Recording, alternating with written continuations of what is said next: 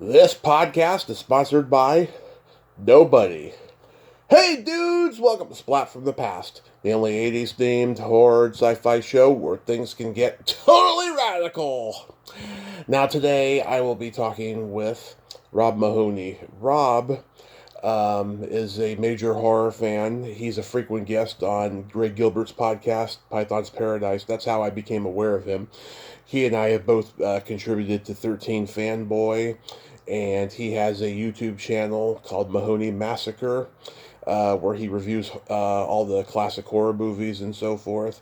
And it's going to be a great conversation today. We're just going to nerd out on horror and talk about conventions and the indie horror stuff, and it's going to be a great conversation. Um, I've been looking forward to this for a while now and stuff.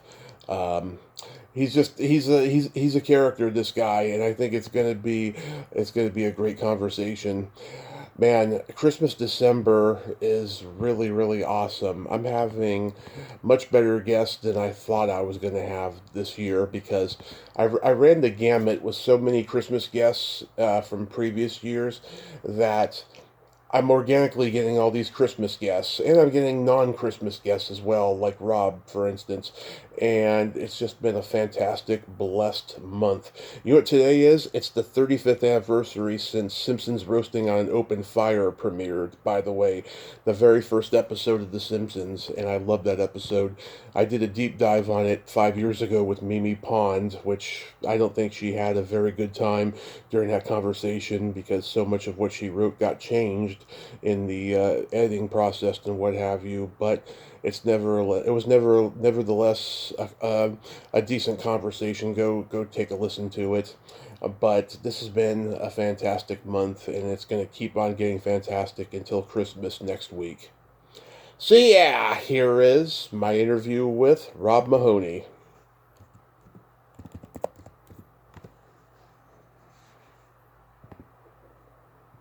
Hey Rob, welcome to the show. How are you today? Yeah, how are you, man? I am fantastic. This is really cool. Thanks for doing this, man. Oh, no problem.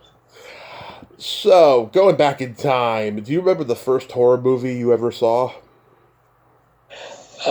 Actually, I do. It was on the old beta. I was watching Halloween when I was about 10 years old. The original Halloween. Wow, you saw Halloween on beta. When I was a kid, everyone hated beta, and they were like, don't ever get it." I never even knew what beta looked like until like eBay when I saw like a beta cartridge and a beta player. Yeah. But yeah, my family used to rent different kinds of movies, and whenever they rented something that was more adult, they would block off the living room from the hallway, Yeah. and they'd put up like a sheet so that like we wouldn't like be able to come in the room. They would know that we came in the room. Hmm. We used to poke holes in them to watch what the adults were watching, and all I can remember was the first time I heard that iconic music Oh yeah. of Michael Myers. So yeah, that stuck with me, and that kind of made me more curious about what else is out there. Yeah. Wow. How old were you at the time? I was about 10 years old because it was like 1981. So yeah, I was about 10 years old. Oh, okay. Yeah, my parents showed me The Shining when I was a year old. Uh, my parents, they didn't like horror, but they loved Jack Nicholson, so we watched it because Yeah. it was on HBO all the time in the summer of '84 when we first got HBO, and it fucked me up. I'll tell you. I went back and watched it when I was 7. It was all chopped up on USA Network, and then it became like my go-to horror movie every Halloween, along with Creepshow and Jason Lives. Oh, I love that too. I got to see Creep Show about 7 years ago at a movie theater. They were playing old school horror movies. Yeah. I got to see Creep Show, Sleepaway Camp, and the original Friday the 13th. Oh, I'm jealous, man. That's like the perfect screening for horror. I love all of those. Yeah. Man. Yeah, so let's go by subgenres. What are your favorite slashers? I would say probably the Friday the 13th series. Yeah. I mean, I don't discriminate. I know, like some people, they have their favorites, which is more like the earlier stuff. But I love all of them. Like, I think each one brings something different to the table. Are they all perfect? No, but like, I just they're to me they're one cohesive unit, so I can't Yeah. really hate on any of them. Yeah, the first Friday the 13th will always be my favorite slasher movie. Roger Ebert once said, "It's a Halloween ripoff, but the best one," and I agree. I love Adrienne King. She was an early crush of mine. I've had her on here twice, and I've met her in person, which was great. Um, Yeah. I think 1981 was probably the best year for slashers because you had Friday Part 2, um, My Bloody Valentine, The Prowler, Happy Birthday to Me, Graduation Day, Bloody Birthday, Night School, Final Exam. And then you had the obscure ones like Just Before Dawn and Don't Go in the Woods and Madman and The Pit. There's so many great ones. I should write a book, 1981, The Year in Slashers. Yeah, no, I agree with you. Yeah, I agree. I love 1981 movies. those were the So, best. Yeah. yeah. How about holiday slashers? I would have to go with Silent Night, Deadly Night. Although Terrifier 3 was pretty damn good for a Christmas movie. I haven't seen it. But I did love. I would always go to Silent Night, Deadly Night. Yeah, I love that. And Silent Night, Bloody Night, which was made in the early 70s. And Yeah. Christmas Evil. Oh, my God. Have you ever seen Bloodbeat? No, I have not. Most people haven't. It's about a Japanese samurai warrior killing off a family in Milwaukee at Christmas time. It was shot in 1983, and everybody from that movie's dead except for the director. His name is Fabrice. He's French, and I had him on a few years ago, right after he had heart surgery, like a month later. Yeah, he's a great guy, and he was just telling me about how he ended up in Milwaukee after being in France his whole life, and how he came to make it. Yeah, it's a great movie. I recommend watching it. It's on YouTube, actually. And I also appreciate the original Black Christmas too. Of course, Black Christmas. Oh, it's one of the greats. I'm surprised it didn't spawn a ton of sequels, but of course, there's been a remake. Yeah, yeah. I checked out the remake.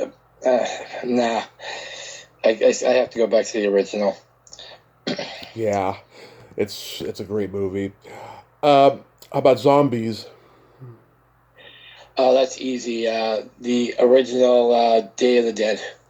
Yeah, Day of the Dead. It took me a while to get into that one though, because I thought it was too angry, and it played like a stage play. Like everyone is dialogue heavy and yelling at each other, and there's not enough zombie action. But as I get older, I actually like it just as much as the others. Well, the work by Tom Savini is epic on that. I agree. I told that to John Russo, and Russo has been pissed at Savini for quite some time, and he said, it's just makeup. And I'm just thinking, no, old man, it's fucking great makeup. It's great. Like he solidified his legacy with that movie alone. He did. He did. I mean, for almost 20 years, that was the last one. And then, he came out with Land of the Dead and the stuff he did after, before he Yeah, passed. I like Land of the Dead too. I know it wasn't popular with a lot of people, but I appreciate Land of the Dead. Yeah, Dawn of the Dead is my all-time favorite zombie movie and favorite of Romero's. It's just a great commentary. It's comic booky. It has a camp element to it, which I love. Yeah, And it's also got a little bit of Giallo in there, where the Dario Argento influence comes in. Yeah. Oh, there's definitely a lot of Argento influence in that one. I've talked to like 15 people from it. That's how much I love it. Wow. Yeah. No, it's a great one too. And then of course the one that started all, Night of the Living Dead. Mm-hmm. I mean, you can't, even though they weren't called zombies, they were called the undead, but they're zombies. Yeah. Yeah. Are you an Evil Dead guy? I am. Yeah.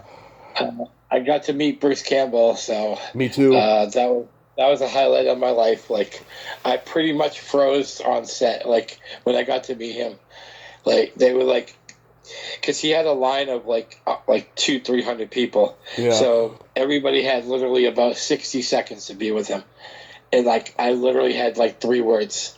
I froze. Yeah. I was like, that was the first time I ever really got starstruck. Like I thought Kane Hodder was my starstruck, Yeah. but when I met Bruce Campbell, I like when I say I froze, I was like, I couldn't probably say my name. I met him and Robert Englund in the same day. It was at this Comic Con that was just starting. It was called the Fandemic, and it was like 18 months before the pandemic started, ironically. So up there, and we're in line for 2 hours and 30 minutes for Robert Englund because he talks to everybody for like 10 or 15 minutes, and there's so many people Yeah. there. And I remember at some point Bruce Campbell comes behind his curtain and says, "Oh, Robert, just sign the fucking thing. Nobody cares about your trip to Europe." Well, the nicest person I ever met at a convention was probably Derek Mears, who played Jason in the remake. Yes. Super, super, super nice guy. Like he kept apologizing to everybody online because he goes, I don't want to be just one of those guys that signs your autograph and just get out of my way. He goes, I want to know my fans. So he goes, I'm sorry if anybody's been waiting too long. I swear I'll get to you. And so we talked for like 10 minutes and super nice, like one of the nicest guys I've ever met. Oh yeah, nice guy. Um, But I was still struck by Bill Moseley too. I grew up like idolizing Bill Moseley. So when I got to meet Bill Moseley, I was another one I was starstruck. But we got to talking about Sid Haig because this was just after Sid had passed away, and he was telling me some cool stories about Sid, and then we did because they just finished filming Three from Hell, so we did the 3 symbol and looked up into the sky and said. I have a picture of that too. Me and Bill Moseley doing the 3. Yeah, yeah. I met Sid at one of his last conventions. He was a walking coma by that point. I don't even know why he was there. He just looked like he wanted to be home, and he had his son and grandson with him, and they all looked like twins. I'll tell you. Oh wow! Yeah, I met Bill too. Bill Moseley. He was a little low key when I met him, but he gave me a nice little anecdote about working with Clint Eastwood in Pink Cadillac. Nice. Yeah. Uh, Even though Night of the Comet is much more of a homage to creature feature movies, that's also a favorite zombie flick of mine. Oh yeah, I haven't seen that in a while. I might have to revisit that one. Oh yeah, you got to. It's Christmas time, and it's kind of a Christmas movie. Yeah. How about vampires? Uh, I like comedic vampire movies. I love The Lost Boys. Mm-hmm. And I love Fright Night is probably my favorite. Fright Night, yeah, I love that movie. That Fright Night's kind of a homage to like the Hammer horror films. Yes. I'm a big Christopher Lee Dracula guy, so I love anything Christopher Lee. Do you remember when he hosted Saturday Night Live? I do. Yeah, I heard some background to that. So Lorraine Newman was a big Christopher Lee fan, big horror fan in general, and she kept pushing to get him on the show, and he said he'd do it as long as he didn't have to play Dracula. So he ended up playing Frankenstein instead.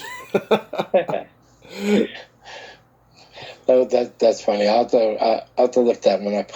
But I remember I vaguely remember that when I was a kid. Yeah, I have all those early seasons on DVD. Awesome. Yeah, Lost Boys. I love. Have you ever seen Vamp?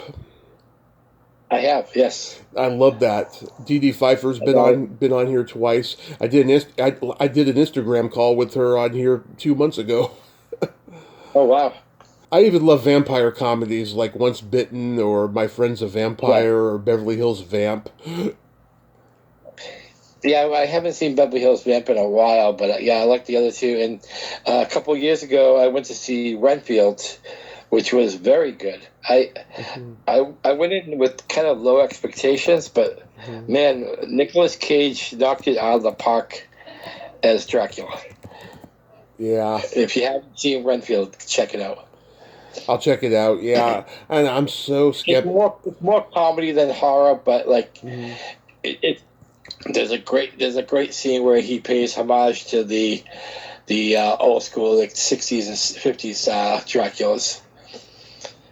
Yeah, I'm so So skeptical of stuff that comes out now. It's just I don't think horror has become much fun, and I just think the CGI is awful and all of that stuff. yes, I agree with that. Yeah. I did see Abigail, and that wasn't too bad. Oh, good. It had some points of brilliance, and then there was other points that I could have done without. But it reminds me a little bit of From Dusk Till Dawn type storyline, though, Yeah, that's good. which is Yeah. another good vampire movie. Well, it From does. Dusk Till Dawn. From Dusk Till Dawn had elements stolen from Vamp, with the whole bar setting Yeah, and the strippers and all that. yeah. But we get a great Tom Savini character in that, though. Yeah. Sex machine. I know the first time I met him, my brother was with me, and my brother asked him after he had been very deadpan and not responsive to us. He said to him, "Do you own the rights to that character, by the way?" And he said, "Funny you mentioned that. I finally got the rights last month after 20 years of trying to get it." Nice. Yeah. I haven't met Savini yet, but I'd like to meet Savini. You're gonna get either two different versions of him. He's gonna be very quiet and unresponsive, or he's gonna be very soft spoken and very gracious. And I've seen both those sides meeting him twice. I've actually heard that. I've heard a lot of people describe exactly what you just said. Yeah, I saw the documentary about him. I was disappointed. I thought he was going to address why he's been kind of a dick to fans at conventions, and it was all rehash of stuff we already know about him. I just thought that documentary was a waste, in my opinion. Yeah. But he is a legend. At least he admitted why he stopped doing makeup. It's because he's got very bad carpal tunnel syndrome. Yeah, as I've heard. But doesn't he still run the school, though? He runs the Yeah. school. Yeah, he can teach it, but he can't do it for long periods of time. Yeah. You know. He has a lot of good teachers, so yeah. Yeah, and yeah, I know. You know the story about how Greg Nicotero got in with him. Yeah, I mean, I knew Craig Nicotero was with him, but what's the Yeah. story behind it? I think he found out where Savini lived, and like he went to his house pretending to have car trouble or something, and they got into talking, and and Savini said, "What do you do?" And he's like, "I'm an amateur makeup artist," and he's like, "Oh, really? Oh, I need an assistant. I'm doing this picture coming up called Creep Show," and that was the beginning of Nicotero getting into the business. Yeah, I remember him being on the credits for that movie. Yeah. How about werewolves? Definitely American Werewolf in London. Yes. That's by far and away. And there's some other really good ones, but that's the one I always go right back to. The best Probably the transition. best makeup work I've ever seen. The best transition too. Very horrific. Yes. Yes. Like, they still can't do that stuff what he did in that movie. No.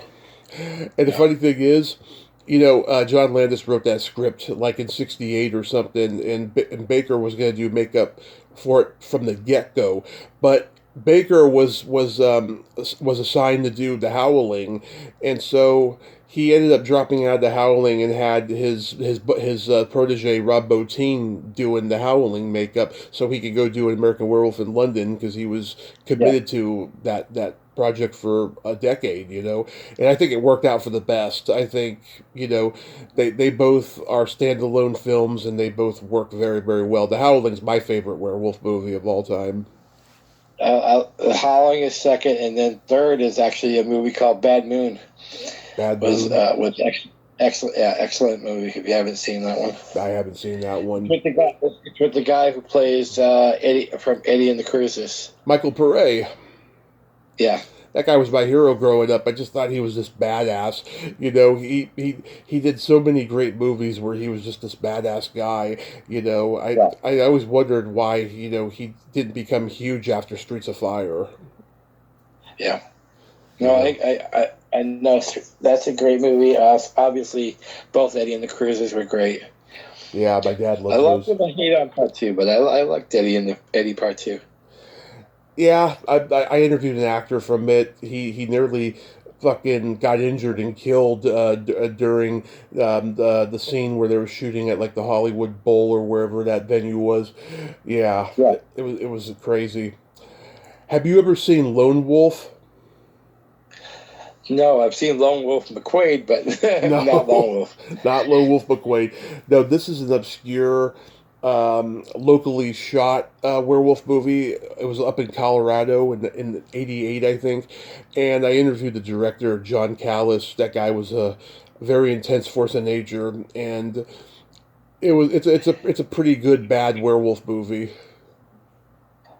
I'll have to check it out. I wonder if it's streaming anywhere. I think it's on YouTube still. Okay. Is it YouTube TV or just like plain YouTube? Just plain YouTube. I don't subscribe to YouTube TV. I don't either. I try to find whatever I can. I know like a lot of people hate that, you know, because it's you're watching something for free and it's like, yeah. But some of that stuff just goes by because they're so obscure that I think the company knows they're not going to really make any money if they put it on a streaming network. Well, before Netflix bought Cobra Kai, I was watching Cobra Kai free episodes on YouTube Red. That's like the closest I've ever gotten to watching on the premium channels. Yeah, well, I've been following Cobra Kai, so yeah. It's getting repetitive, but you know what? I have a feeling it's going to be a glorious finale in February when we get those episodes. Oh, I believe so. And they're coming out with the movie in May. A movie? Cobra Kai. No, it's called Karate Kid Legends. It's going to mix the world of Miyagi and Jackie Chan. Wow. They're going to all tie it in where Jackie Chan was actually supposedly trained by Miyagi. I don't know why he's not on Cobra Kai, you know. But I think it's going to continue like the Cobra Kai story because they mentioned about the death that Miyagi caused in the Side to Kai. Okay. They mentioned that in the trailer about like what do you know about what happened with Miyagi or something like that. Nice. So, how about supernatural horror films? I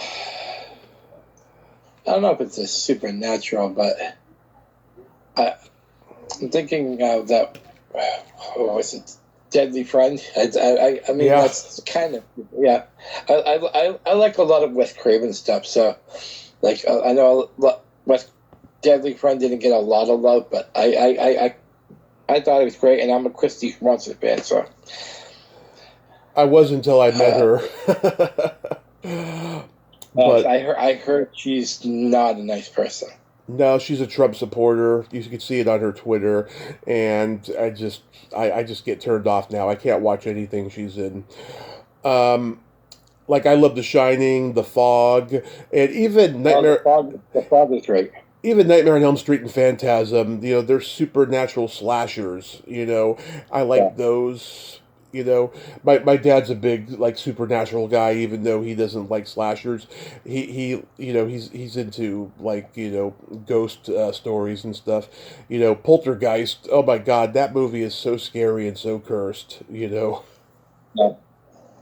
Oh, Phantasm. I run a Phantasm group, and Reggie Bannister's wife is one of the moderators. I've had them on. Yeah, I've had Reggie and Gigi on twice. Yeah, she's so nice. I've talked to her a few times. They're interesting. How about How about creature feature movies from like the 50s, 60s, 70s?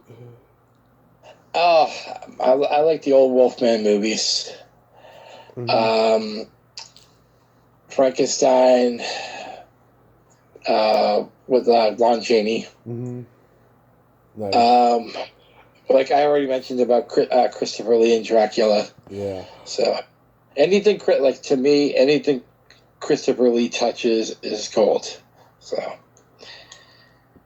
Yeah, Christopher Lee. God, lots of stuff he did was great. Even yeah, even up till the end, he was still making some great characters up till the end. I thought he was great playing a Bond villain in The Man with the Golden Gun. Yep. Yep. You know. And a lot of people forget he's in Conan the Destroyer. Right. He was a wizard. Yeah. And I love the Little Shop of Horrors. I love both the original and the remake. I got to meet Seymour and Audrey in 2019. It was one of the greatest thrills of my life. I have a lobby card signed by both of them. It's one of my most prized possessions. And we just lost Jonathan Hayes, who played Seymour, like a month ago. Yes. And God, it was great. And Jackie Joseph, who played Audrey, she's been on here 3 times. I liked both Audreys. Hmm. So Yeah. Yeah, it's funny. There's a lot of people in that movie that died young. One of the teenage girls in that movie, she was like killed, and like her boyfriend at the time was Andrew Prine, the actor, and like he was like I don't know, he was accused by her parents that for her murder, but it was never proven or anything, which is crazy. And the prostitute was Mr. Mushnick's real life wife, Mel Wells' real life oh, wife. She died of a really? Yeah, she died of a drug overdose in the early 70s, Wow. which is crazy.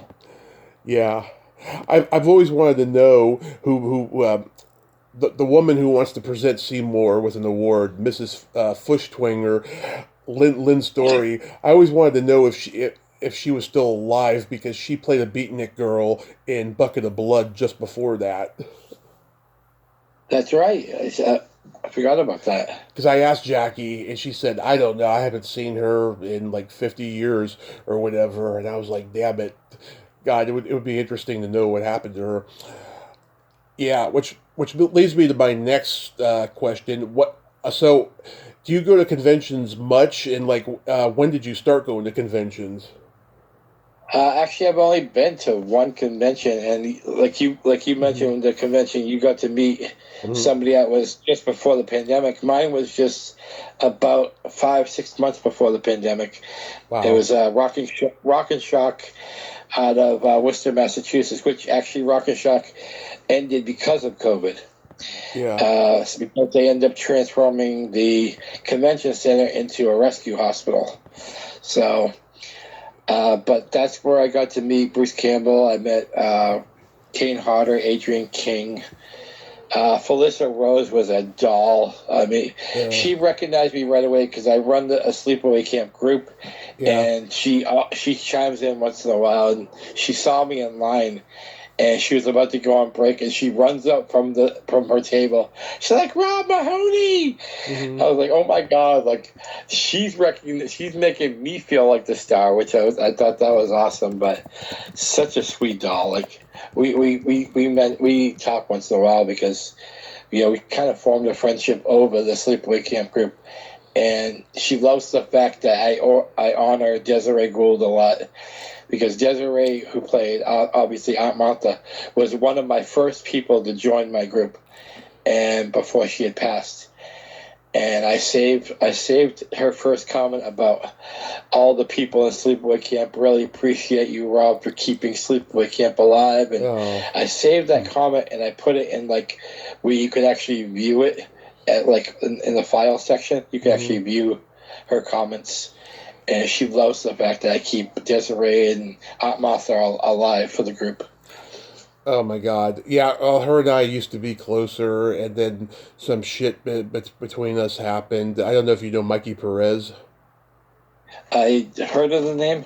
Yeah, he's the manager for all like Sleepaway Camp and Nightmare on Elm Street people, and he's a piece of shit. And our feud goes back to even before I started the podcast, incidentally. And there was a period where we forgot that we even had a feud, and we were actually pretty cordial and stuff. But he's told so many like horror stars he manages not to go on my show, and so many of them have. But he's a dick, you know. So I think I'm in your group of sleepaway camp, but I know I'm in another one where he got called out recently because he was doing a GoFundMe like 6 years ago for a sleepaway camp documentary, and someone posted, where is it? You know, how come we haven't heard any updates in 6 years? Is he, lying to us?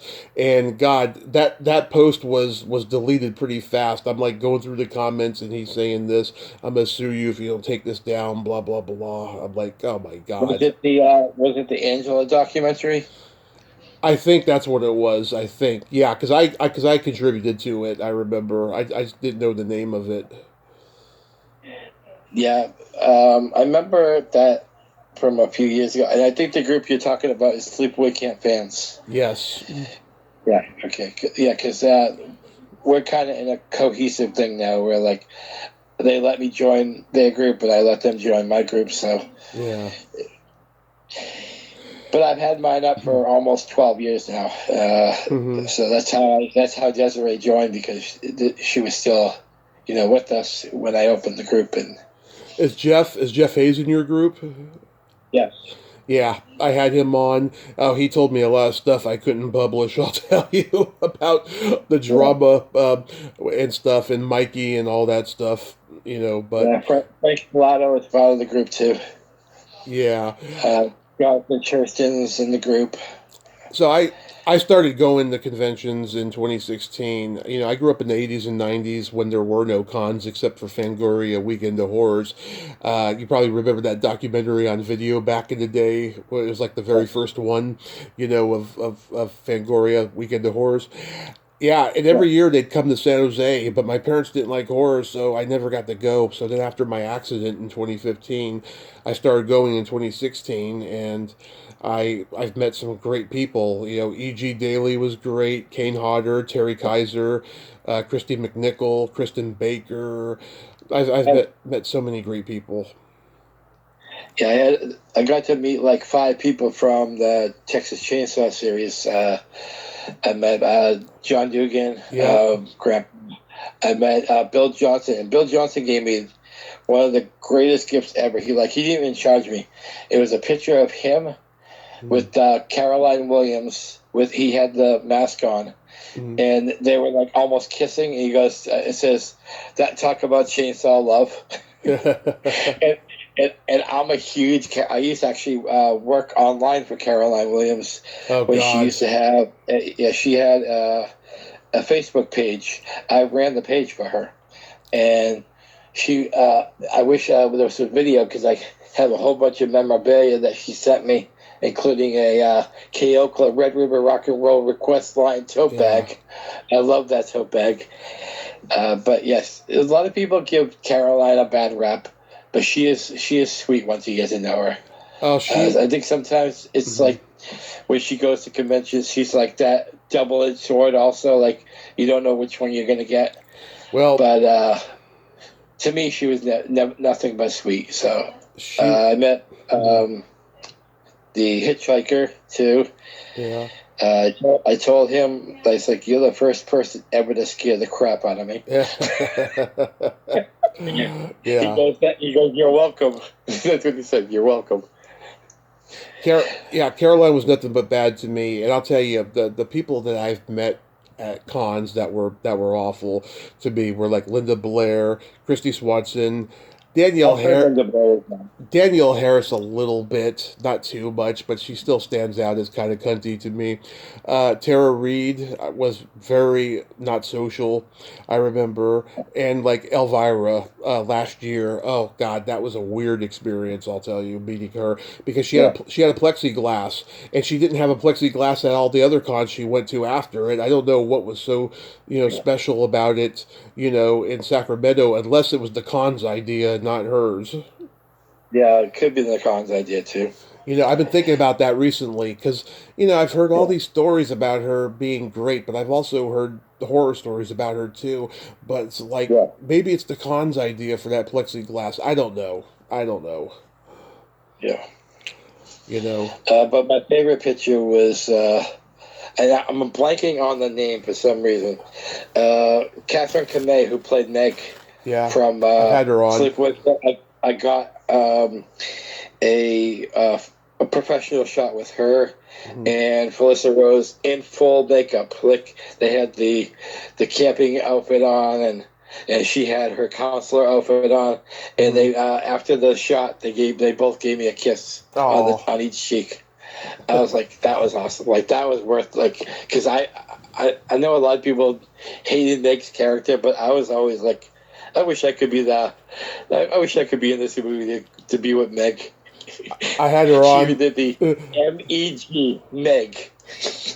I had her on. I was making her laugh. Back then, I was swearing a lot more than I do now. I was making her laugh and stuff. I really thought she liked me, but of course, again, she's one of Mikey's clients, so I'm surprised that she does. I'm not Yeah, surprised she yeah, don't talk to me anymore.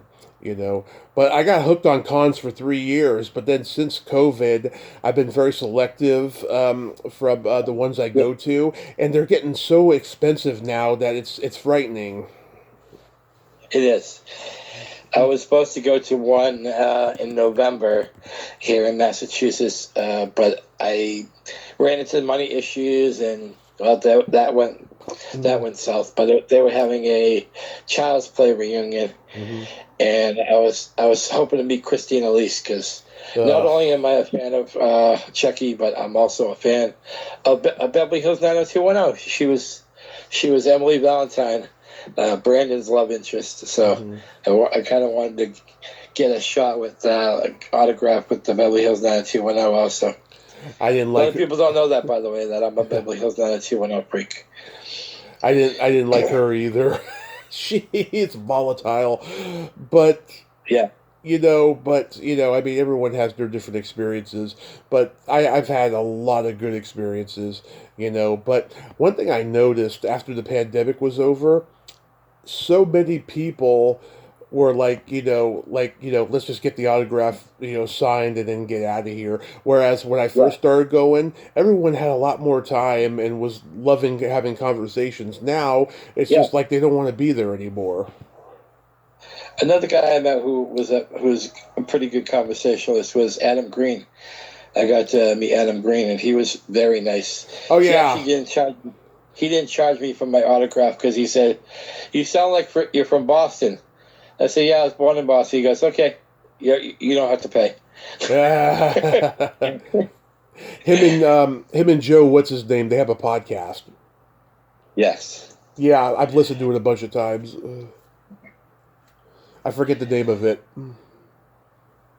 but yeah, that was a fun time. I actually did a 2-part video of my experience there, and I tell some stories, and I even kind of get emotional because, like we all grew up watching these movies, right? And Hmm. so to be there in their presence and like meet these people that you've watched for so many years, Yeah. it got to me. Like and I'm not afraid. I teared up because I told that to Bill Mosley. I'm like, you guys, you don't realize the impact that you have on people's lives because, Hmm. a lot of us who grew up like either depressed or didn't have a lot of friends, movies were like our friends. Hmm. So like when I watched the OG Texas Chainsaw Massacre, like John Dugan, like, meeting John Dugan was like, oh my god, like I'm meeting Grandpa, like this is Hmm. like the coolest experience ever, and then, of course, when I met Bill Mosley, I love Texas Chainsaw 2, and I told him they had two of my favorite characters, in Texas Chainsaw 2, Chopped Up, and, of course, Otis Driftwood in House of a Thousand Corpses, two of my favorite characters. Yeah. So, Yeah. It's crazy. I was curious, like, do you prefer selfies over photo ops? Because I do. I do too. The photo ops are good, but like I just wanted to be natural. Yeah. You know, like the professional. Like I got a professional shot with Bruce Campbell, but that's the only ones he was doing. So Yeah. that's what I went with. But all my other shots from Rock and Shock are all selfies. And one of my favorite ones is Kane Hodder. He wasn't allowed to strangle me because I guess he got sued for that. Yeah. You know how yeah. I know that story. Yeah. And I have one with him. Yeah. Yeah. So he goes like this. He goes, "How about this?" He goes, "Give me the meanest look you could ever give me." Okay. I was like, "Okay." So I give him like this mean look, and he looks at me like I'm gonna murder you now. Like he gives me like this god awful, like I'll never forget that look that he gave me. It scared the ever shit out of me. Like I have that somewhere on my photo roll. I have to find that. Yeah. I was like, oh my god, he's gonna fucking murder me when this is over. The first celebrity I ever took a picture with at a con, it was a photo op. It was Leah Thompson. Her, Michael J. Fox, and Christopher Lloyd were at this Comic Con I went to in 2016. Oh wow! And she was the cheapest one, $60. I took it and just did it with me and my best friend. It was fantastic. She was a sweet, sweet lady. She's one of my favorite actresses of all time. She was in a movie that a lot of people don't remember. I asked Greg about this, and he doesn't remember this movie, The Wildlife. Oh yeah, I've seen that. I've seen that movie with Christopher Penn. Christopher Penn, Eric Stoltz, Sherilyn Fenn's in it at the end. I'm trying to get somebody on there before the year is out for the 40th anniversary. I used to be in love with her character because she worked at the donut shop. And, yep. Yeah, I was like this is my future girlfriend right here, Leah Thompson. Yeah. Yeah, then she almost fucked a duck in Howard the Duck. Yeah, Howard the Duck. Yeah, I thought she did. He at least tried to make a move on her at least. A lot of people think that. Yeah, it was just a weird thing. I remember like watching it with my parents and going, "What the fuck movie is this?" I know. My dad laughed his ass off when he saw the condom, with the duck beak at the tip. That's just as bad as Bride of Chucky with Chucky and Tiffany. Yeah. Although I do like that movie though, Bride of Chucky. Just that part was kind of like, okay, what did doll sex? Oh God, when she's tickling him, I always wish that was me. I would love to get tickled by Jennifer Tilly. Oh, Jennifer Tilly is, yeah, definitely. Like, there's a movie called Let It Ride with her and Richard Dreyfuss. Yep, love that movie. Yeah, and she, oh my God, that movie just made me fall in love with her. Yeah, oh my God. So, like, how did you get involved with the Facebook horror groups and eventually, get involved with the indie horror films? Well, the Facebook groups I've been doing since MySpace. Like, I used to have MySpace groups. And then, of course, when MySpace was starting to fade away and Facebook became the new thing, I kind of just switched a lot of them over to Facebook. And I've been told I have way too many groups, which, I mean, there's some truth into that, because I separate a lot of the movies, and then I have like a complete horror movie group. So I'll have like a Friday the 13th group, a Sleepaway Camp group, a Nightmare on Elm Street group, a Phantasm group, like so. And then, of course, I have what's called Horror Heaven, which is kind of just a combination of all of them. So, yeah, I mean, there's some truth that I have too much. But as far as the independent scene, I became involved with, it's been 11 years now that I've been in the scene. There was a director who did a low-budget version of Krampus, and he was out of Erie, Pennsylvania. It was called Krampus the Christmas Devil. And I was actually supposed to be in that. Part of my payment was for promoting.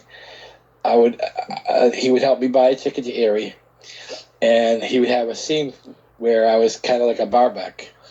So I was like, okay, cool. So I started doing promote, and I would spread the word about this movie, and crowdfunding, and because I didn't know nothing about what crowdfunding was at that time, but all I knew was like, oh, if you get some people to join, he goes, you can do this and blah blah blah. So I was like, okay, cool, like, because I've always wanted to be involved in movies. I think we all want that, Of course. And yeah, so like this was my way in, and then I did another movie with him. It was Krampus Returns.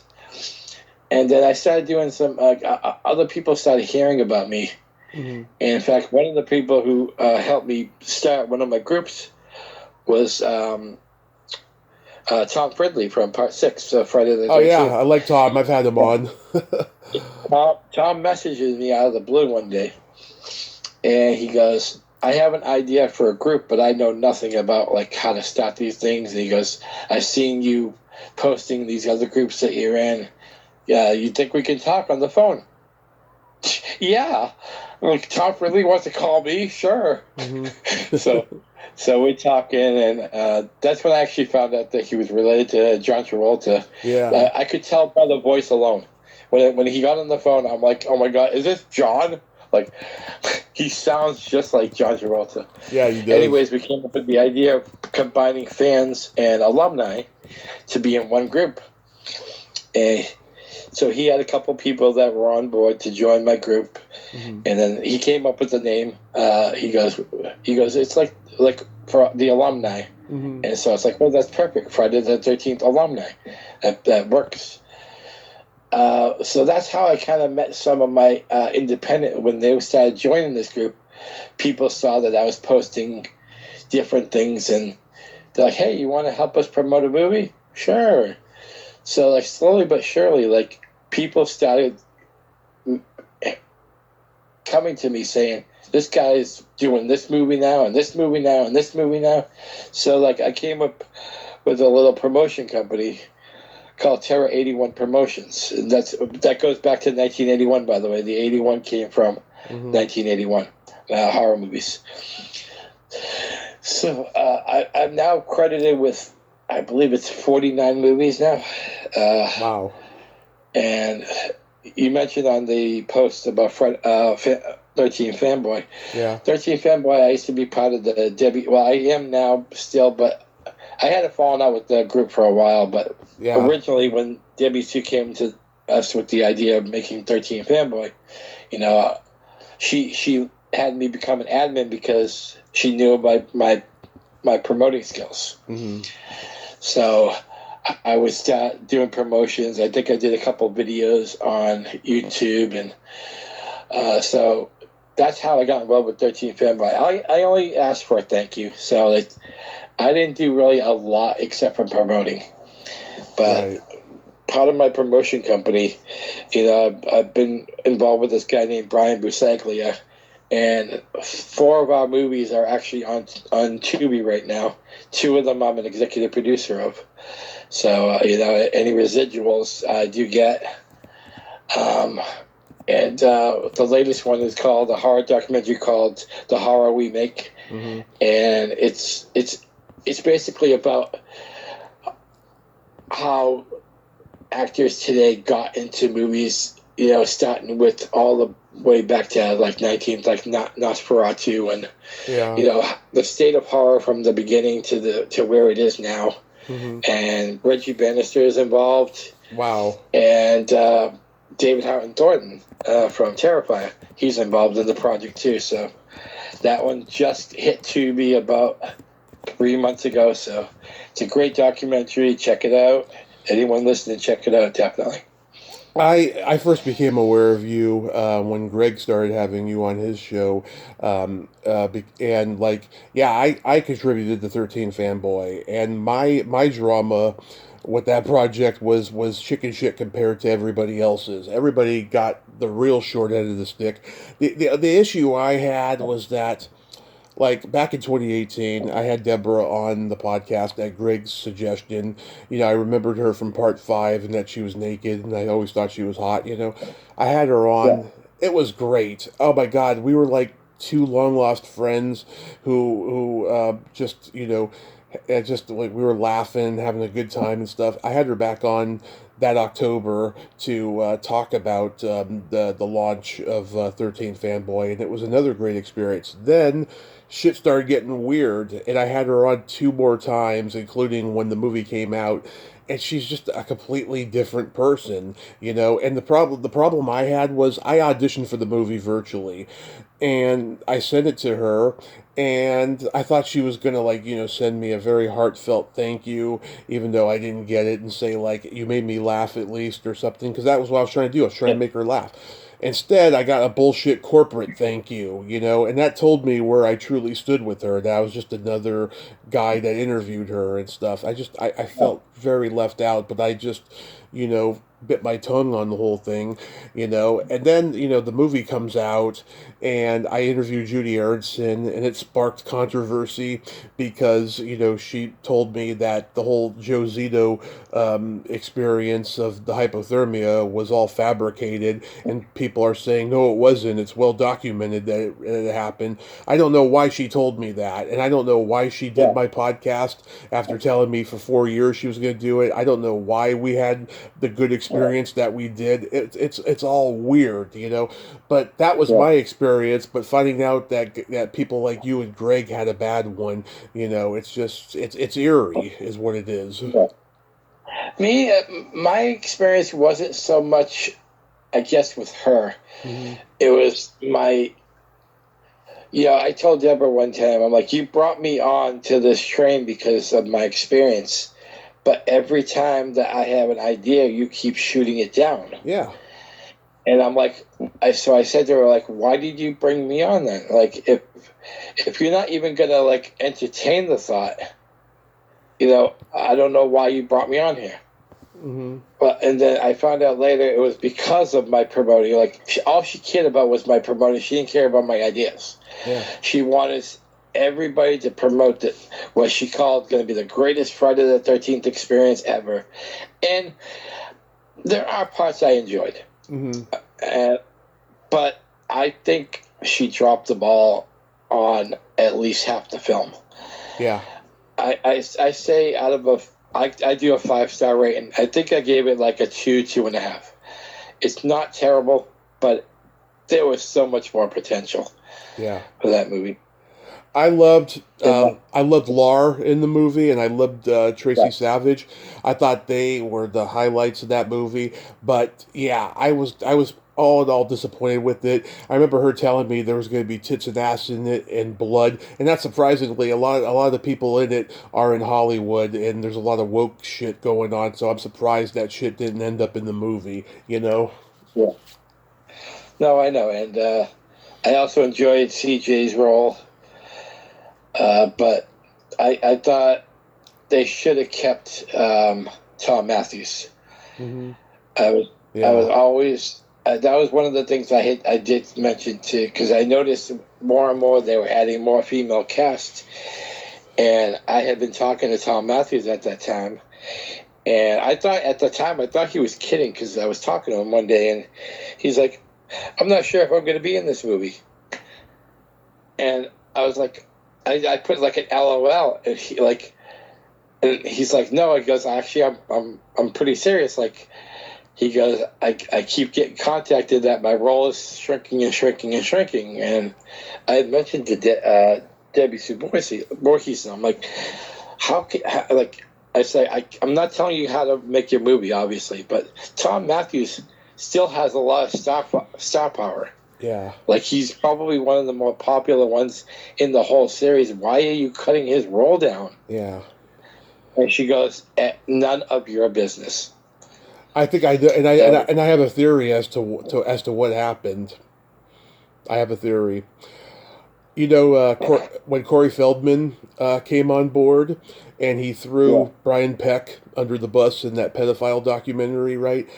I'm not at all saying that Tom was involved in any of Brian's shit, but I do know that they are close friends. I'm guessing that's why he dropped out, because he honored the friendship and didn't want to be in the same movie with Corey Feldman. That's my theory.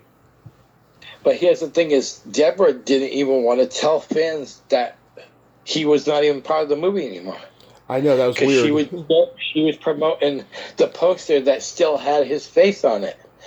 And I told her, like, that's bad practice right there. I said, you can't lead people on.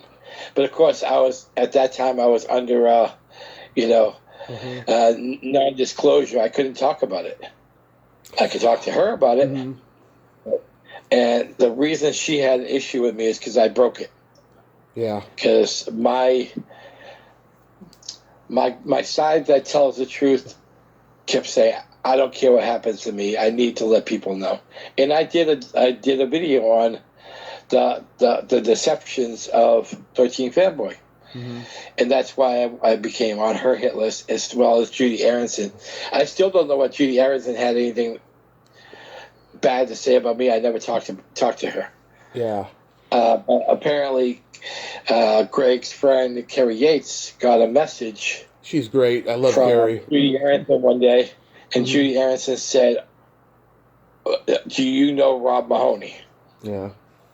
And then Carrie answered, and then that was it. Like, no follow up. Like, and then when I found that out through Greg, I'm like, what does she mean? Do I know Rob Mahoney? Like, what? I've never talked to her once in my life. Like, how is like, is Debbie Sue spreading shit about me to her? So, God, yeah. It's funny. I'm friends with Beatrice Bupley, who played Amanda Kruger in Nightmare on Elm Street 5. She had an experience that she put on Facebook about a year ago, where she said that a lot of her Nightmare on Elm Street co-stars make fun of her and call her out to her face about becoming friends with the fans. And I'm guessing it was the same situation with Deborah, that I'm sure a lot of the Hollywood stars of this movie and their management said, yeah, don't take creative suggestions from the fans that are being a part of this movie. Just take their money. I'm guessing that was what happened. Well, another experience I had with Debbie Sue, it was just like probably the last experience I had with her, mm-hmm. is people were sexualizing Melanie Kinnaman a lot in her group. Uh-huh. And I went to her and I was like, you know what? I was like, I talk to Melanie all the time, and Melanie has left groups over that. Yeah. Because she doesn't want to be sexualized. Mm-hmm. And she goes, well, I think I know Melanie a little bit better than you. So I screenshot it. I was like, this is from Melanie right here. And I asked Melanie if that was okay. I was like, do you mind if I screen something? She's like, yeah. So I sent it to Debbie Sue. She goes, oh, she's just being modest. And I'm like, no, it says right here, I've left groups because people sexualize me. Mm-hmm. I said, I got her back to join Friday the 13th alumni with the promise that if I see anything sexualized, I will let the member know to tone it down. Like, that's the only way I could get her to come back. It's because she didn't want to have people talk about the wet T-shirt as she's running through the rain. And so I was like, I don't think you know your friend as well as you think you know, Debbie, because if she sees this, she's going to be pissed. And what happened? Melanie left her group. I mean, in general, I don't trust any actresses that get up in arms about misogyny and sexism and all that stuff, because they know damn well that they're always going to be, sexualized no matter what, even if they can't control it, Yeah. But I do know that she has said that, though, and that is kind of weird. But the thing is, Melanie's not even a participant in the movie, and Tiffany Helm, her picture shows up in the movie, but that's about it. And it boggles my mind why they didn't want to be a part of that movie. Well, from what I understand, Tiffany doesn't get along with Debbie Sue. I don't know what the issue was between them, but I know a lot of the like Nancy McLaughlin. I know Nancy has issues with Debbie Sue also. I know Greg has told me about like stuff between some of the other cast members and why they didn't want to do 13 Fanboy. Mm-hmm. And another thing I got pissed with Debbie Sue, this was early on, is when she announced that Adrian King was originally supposed to be part of 13 Fanboy. Mm-hmm. And I used to talk to Adrian all the time. Yeah. Like, me and Adrian have been friends for like 11 years. Yeah. And Adrian, I said, can I ask you why you joined the movie? Yeah. Because this was going to hit close to home. Like, Adrian was stalked years ago. Mm-hmm. And this movie's about a stalker. She said to me, she goes, Rob, she goes, I know, but like, I want to do this for the fans because the fans, are clamoring for me to be in this. I said, don't let that pressure make you do something that you really don't want to do, because she didn't really want to do it. Mm-hmm. And I told that to Debbie Sue. I'm like, you're really gonna ask her to like relive probably the worst experience of her life for the fact that she's Adrian King. Yeah. Like, I was like, that's like, do you have no heart? Yeah. This lady got stalked by a real life fan, and you're going to put her in a position where you're going to make her feel bad because she even said, oh, Adrian wouldn't let all of us down. She would post stuff like that. Yeah. I'll get Adrian to join the movie. Yeah. So I said, don't put that kind of if she wants to do it because she wants to do it, fine, but don't pressure her by posting stuff like that in the group. Yeah. So of course, finally, she decided to pull out of the project, which I'm glad she did, because that hits too close to home. She came on here in 2020, the second time, Adrian King, and Yeah. I asked her about it, and I mean, we all know she has her own vineyard. I think she was having a little bit, that day when we were talking, and she just told me, she's like, oh, I regret even wanting to be a part of it at one point. She's telling me all this stuff about how it hit close to home and everything, and she's like, I wish them well, but I don't want to be a part of it.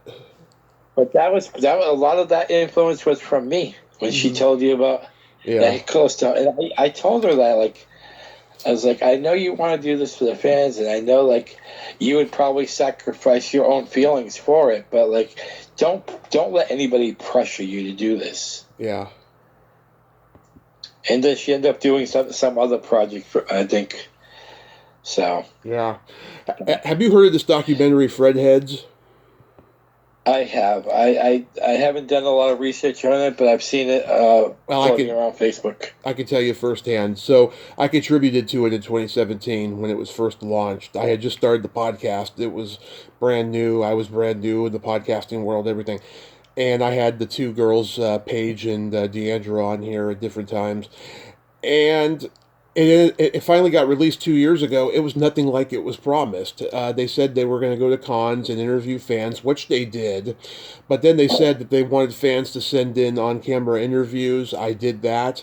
They wanted fans to send in pictures of them taking pictures with the cast members and stuff. I did that.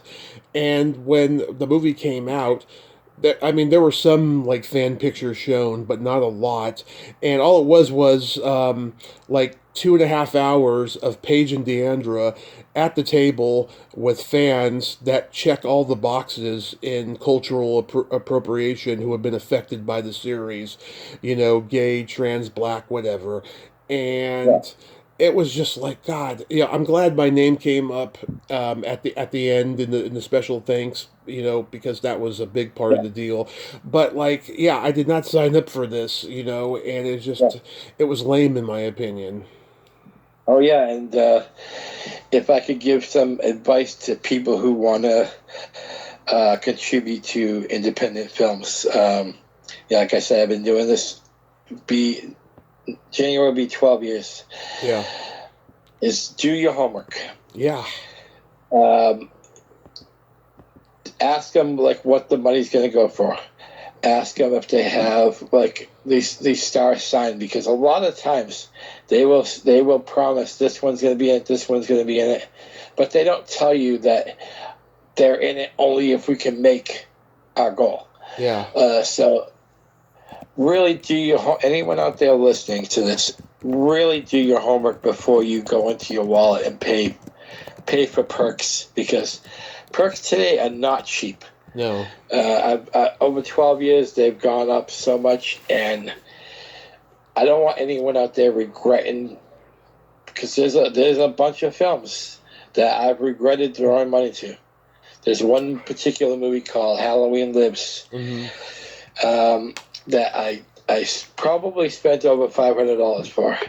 And 6.5 years later, he came out with a 5-minute movie. Yeah.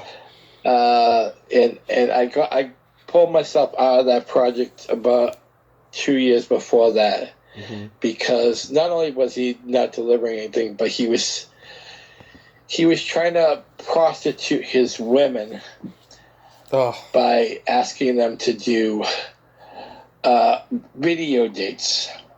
Oh God! Like that was going to be a perk. Wait, what's this guy's name? Michael T. Gagnon. I'm trying to remember. Someone told me about an indie horror filmmaker that was a real creep and sexual harasser. I don't remember if it was him or not. One of the girls who was in the movie, he kept video of her after she pulled out and was displaying all her nude pictures because she had pulled off the project. Sick son of a bitch. So really, my last word was really do your homework before you reach into your wallet, and also double check the time frame that you're supposed to get your perk, because a lot of them, they don't tell you like you're going to get this after the movie or you're going to get this after we make a certain amount of funds. And keep track of that. Keep track of the time frames, because I haven't gotten stuff from 2 years ago that I'm still waiting for. Yeah. And I don't get involved. I don't want anybody just to lose their money out there. I don't get involved at all anymore. You know, I mean, even when Tiffany was doing the Catnap crowdfunding recently, I didn't contribute. I had her on to talk about it, but that's all I was willing to do because I don't know what's going to happen with this project or any others. You know, I wish them well, you know, and maybe if it comes out well and they want to do a sequel, maybe I'll get involved, you know, but I just don't want to, you know, get involved and then risk having that shit happen, you know. Like I said, 3 of them, the Sleepaway Camp, 13 Fanboy, and Fredheads. Like, after that, no more. I can't do it no more. Tiffany approached me about Catnap. I did promote it for her, but I'm at a financial position right now where, like, I really can't contribute to anything much. If people want to have me promote and give me a thank you credit, I'll do that. Yeah. But I haven't probably been heavily involved in about 3 years. Yeah. I'll help people here and there, or I'll do a video and promote it for them. Like, I'll do my own promotion, and I'll spread the word about it. But, like, as far as being in contact every day, like I was with Halloween Lives, like I was actually the assistant director on that at one point, and that's how upset I was. I pulled my name off the project after I already got after I already paid for my perk. And everybody's like, "Well, why don't you get your money back?" I'm like, I don't even want to like talk to this guy because of after the things he did to that one girl. Like I still talk to that actress. I still follow her career now. Her name is Tiffany Saggio. This is why I stopped focusing on horror on this podcast. You know, it used to be horror and sci-fi focused, and then, you know, I'm a latchkey kid, so I love everything in old entertainment. So I shifted away from the horror and started focusing on everything. And I go back to the horror every now and then, especially at Halloween time.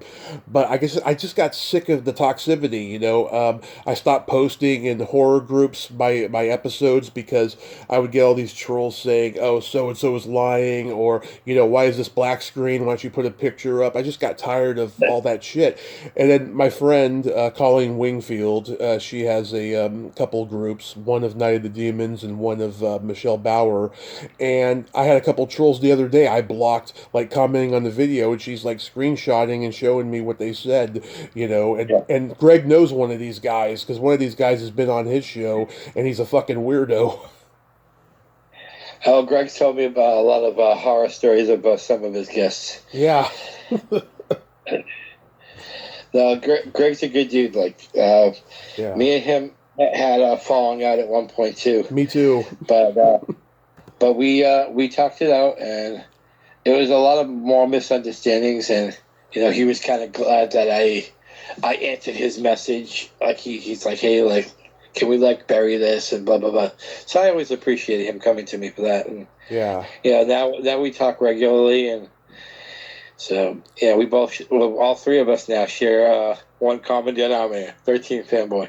Yeah, 13 fanboy like rekindled our friendship, because Yeah. we were pissed off at each other for a while about petty shit, and now everything's all good. And yeah, I've been on his show 3 times now, and I always look forward to doing it with them because I can really give him inside baseball to like people I've talked to, and stuff.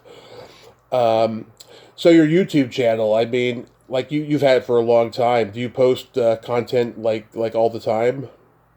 Regularly.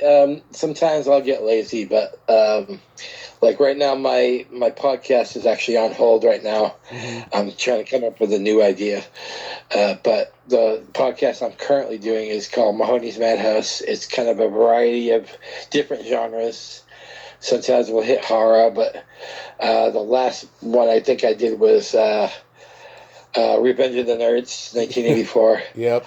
I'm a big 80s freak, not just horror movies. I'm a big 80s altogether. John Hughes, Mm-hmm. The Wildlife, the Dream Team with Michael Keaton. I kind of spread my love around. And then when I'm not doing a podcast, I do like different videos, like how my day went today, or I'll talk about a certain movie with the Father Mahoney's movie review. So I just did The Warriors, 1979. Yeah. But yeah, the reviews are usually only about anywhere between 3 minutes and about 8 minutes, and I try to keep it short and sweet. And but yeah, I've done the channel now actively since 2009. I just hit I'm almost at the 1,300 subscriber mark, which I know is not a lot, but it's 1,200 videos later. I'm still rolling along, and sometimes I'll do shorts because I know shorts usually get a lot of responses. Anything under 60 seconds you usually get a good couple hundred views. So, and that's where I get a lot of my memberships from, is that people will see like a short and then they'll come on my page and check out other things, and then I'll get a message, you have a new subscriber. So I do the shorts more for subscriptions. Sometimes I even do like a movie review in like 40 to 50 seconds, just to get it out there and see how many responses I get. Like I did that for Terrifier 3 because it was a non-spoiler review. So Yeah. I love my channel. I have actually a backup channel now, which I'm about to start up. It's going to have different content. I haven't come to the conclusion of what's going to be on what channel, but I'll work all that out soon. I used to do on camera movie reviews for horror movies on my channel when I first started the podcast. I quit doing it after maybe 6 of them or something. It was very exhausting, and I was just trying to be funny the whole time. And there is some funny shit on there that I'm proud of, but like I just got tired of doing it after a while. Plus, I was all caffeinated up, and this was like around the time that I did my on camera interview for the Fredheads documentary that never got seen. But I used to do that. It's fun, but it's exhausting to do. It is. And I've only got to interview one celebrity so far. I got to interview Brooke Bundy. I love Brooke. Yes, and we had a lot of issues because it was on StreamYard, and she had never done StreamYard first this time. Yeah. So she was having a lot of issues because she was keeping her phone right next to her computer, and so she would go in and out a lot. But we got through it. It was like about an hour-long interview, and it was fun. And we've become good friends since then. And that was actually set up by Tiffany, because Tiffany was supposed to be my guest, but Tiffany was hitting the convention scene hard around that time, and she was just totally like done for. So she's like, "Would you like to interview my mother instead?" Like, sure. And man, what a career Brooke Bundy's had. I knew she was in TV a lot, but man, the people she's worked with. Oh yeah. Oh my god. She was in that classic Brady Bunch episode with the adopted family, and they got the racist neighbors. Yeah. We talked about that. We talked about Emergency. We talked about Chips. Yep. She adores Eric Estrada. She did. I said, most women did. Most women did like Eric Estrada. She did that movie with Christopher Jones. What was it called? Late '60s. I can't remember the name of it. Christopher Jones was trying to get out of retirement from acting. Quentin Tarantino asked him to play the guy who says "send in the gimp," but he turned it down. Yeah. We were talking about Land of the Lost. Yep. I was talking about how much influence that TV show had on like later movies like Jurassic Park. Like, yeah, it's like, you know, people love dinosaurs, and so it's like when Jurassic Park came out, I said the first thing I thought of was Land of the Lost, because that's I grew up on watching reruns of Land of the Lost. So, but she was a very entertaining, very gracious woman, and I was like, if I invite you back sometime, will you come? She's like, of course. Who do you want to get on in the future? Well, I still have to get back to Tiffany, but like I know she's busy with the movie right now. I've talked to Melanie Kinnaman, and she's up for it, but just like right now, not right now. So I said, how about 2025? She goes, yeah, let's keep in contact. Yeah. There's some I know that still charge, so I'm trying to stay away from paying people. I've never paid anybody. Yeah. But who else would I like to have? I would like to have PJ Souls at some point. Yes. PJ Souls, she was my crush. Well, she told me, and she told Greg this. She's like, I'm done with podcasts because every time I do somebody's podcast, some other podcasters get mad at me because I haven't gone on there. So she's like, I'm done with them, you know. And I was just like, I know, but you and I are friends. Can't we just do one more? Because I want to ask her about stuff I didn't get to ask her about last time, you know, because we covered all the popular shit. I wanted to do some lesser known stuff, you know, and she's like, I'm so sorry, hon. I really have to stand my ground this. You have no idea the amount of people who want me to do their podcast, but I just can't do it. Yeah. That's too bad, because I mean, I love the horror part of her, but my girl is Riff Randall. Rock and Roll High School, that was my girlfriend. Yeah. Like, when I watched Rock and Roll High School, like... Me too. Yeah. Yeah. So... I loved her in that. It's kind of funny. If you think about Riff Randall, she's a lot like the other characters in the horror movies. Like... Well, I'll tell you, like, she was in the Beatles fan club with Debbie Gindler, the president of the fan club. I've had her on here a few times, and she said, yeah, she really was Riff Randall. She was a big Beatles fan. Yeah. So, but as far as other guests, I know this is dreaming, but I would love to get Kane Hodder to talk for a little bit. But now, I gotta tell you, I've heard people say that he charges. Well, usually when people charge, that's usually their way of saying you're an amateur, go away. They don't really mean it, because I've heard stories about people I know charging, but they didn't really mean it, and I know because they've been on my show multiple times. Yeah. But I mean, I'm not a great interviewer. I can admit that I'm not a great interviewer. Like, I don't think I have the timing for it. I don't know, like when to stop somebody, or if I mean, I know like when they pause, that's the time to jump in, but I'm not good at jumping around to different, like how you're doing it is excellent. Excellent job. Thank you. But I'm not like, I guess it's my memory. Like the last couple of years, my memory has not been as good as it's been, and I think that's why I've been kind of slowing down on podcasting this last year and a half. Because I've had a podcast for 6 years now. It started with Father Mahoney's House of Horrors, and then last year I wanted to try more than just horror, and that's how I started Mahoney's Madhouse. But the last 4 months, I've only done maybe 3 or 4 shows. And part of it also is because I've lost a couple people in my family the last 2 months. And, I know. I'm so sorry about that, man.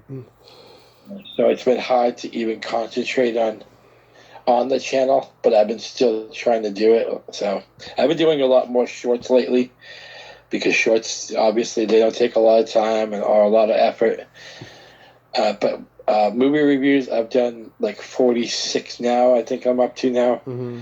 And sometimes I'll do a review of a movie I just went to see it, like in the theater. Like starting this year, the first movie I saw was Night Swim, and that was the first interview. The first review I did was episode 1 was Night Swim. So that's how I kind of got the idea, and then I've kind of run with it. It's mostly been 80s and 90s movies, but when I do go to a movie theater, I'll usually review it on the movie review series. Nice. Like I just did Gladiator 2. That was the last one I did. Nice. I went to the movies to watch Gladiator 2. Nice. So why are you the Bruins guy? I knew it was going to come to this. So 2020, the pandemic was obviously bearing down on us. We weren't quite in the pandemic just yet, but they were starting to talk about if you want to wear a mask. There was no mandates yet, though. They weren't like saying you have to do this or you have to do that. So me and my nephew and a friend of ours, we went into Boston because he had to go get a birth certificate from the City Hall of Boston. And when we got there, outside of the Citizens City Hall, there was a whole bunch of reporters. And I was like, hey, what's going on? They're like, oh, the mayor's about to make a speech about the pandemic and talking about what we now know as social distance. And so I was like, well, while he's going to get his birth certificate, I'm going to go listen. Well, obviously, I got a little bit too close, so I'm surprised security didn't tackle me. I was about 6 feet behind Mayor Walsh, who was our mayor at the time. And he's talking about social distancing. And here's the funniest part. Not one person in the crowd, all the reporters, were even listening to what social distance was. Because he was trying to tell them, like, we want you 5 to 6 feet apart, and blah, blah, blah. And they were all, like, 2 inches apart. So that's the funniest part. Yeah. But anyways, so obviously the cameras picked me up. Because this was, like, on live news. Right. And I'm wearing my Bruins jacket. That's how I became the Bruins guy. So all they could see is all these constituents dressed up and then a guy with a Bruins jacket. So the cameras kind of switched from him to a little bit over to get a good look at me. And me and my nephew and a friend are on the train home, and I'm getting all these texts from people like, do you know that you're on TV right now? Like I'm like, what? They're like, you were in City Hall, right? And I was like, yeah. They're like, yeah, they're talking about the Bruins guy invading the mayor's social distance speech. And I was like, no. So I get home and I open my Twitter because I guess this was the big thing on Twitter. Like everybody was like sharing it, and so I just put search Rob Mahoney. And also I get like, who's that Bruins guy? That was the funniest thing I've ever seen. I get like, someone told me about a week later it was posted and reposted 750,000 times. Wow. And I'm like, oh my God. So all of a sudden I'm getting messages from newspapers. I'm getting messages from TV stations. Wow. I'm getting messages to be on local podcasts. That's kind of, in a way, that's how it sparked my interest to restart my podcast, because I had not done a podcast in a while. But so all of a sudden there was like the Bruins guy. And people were saying how inspirational that was, and that people needed a laugh because people were scared now because of the pandemic. So this was kind of like something that they could like laugh with and laugh at. And I didn't care if they were laughing at me. Like, yeah, I'd rather have someone laugh at me than worry about a pandemic that might kill them. Yeah. So like I became like this, like I would walk around town here in my town. People would know me. I walked into a shop that does like scally caps. He's giving me like free scally caps. He's like, "Can I take your picture and put it on our like wall?" And I'm like, it was like seriously for like 6 months, I could not get a break. Yeah. Everybody wanted to talk to me. Yeah. And I even got mentioned on our local sports radio show. Nice. It was like, when I say it was everywhere in Massachusetts, it was. And then I started getting messages from Canada, messages from England, messages from Switzerland about this Bruins guy. Like, that's how far this thing went. Was like, I think I even got one from like a third world country. I think it was like Bulgaria or something like that. And I'm like, wow, like the power of the internet really showed that like whole week. But I still do. Sometimes I'll do like an update on the Boston Bruins, and like I told you, Greg. Greg refuses to call me Rob Mahoney. He calls me the Bruins guy. Yeah. Because when I think of Bruins, I think of UCLA. So I thought maybe you went to UCLA or something. No, there's the Boston Bruins, and we have a local Coke distributor around here. Yeah. They sent me my own bottle of Coke with the name Bruins guy on it. That's how far. Like, wow. Companies were making stuff for me. I have a flag back here. It says Boston Bruins, the Bruins guy. Nice. Yeah, it's like, yeah. So like, I still ride that wave. Sometimes I'll still get recognized around town. Mostly from the deli I get my food from.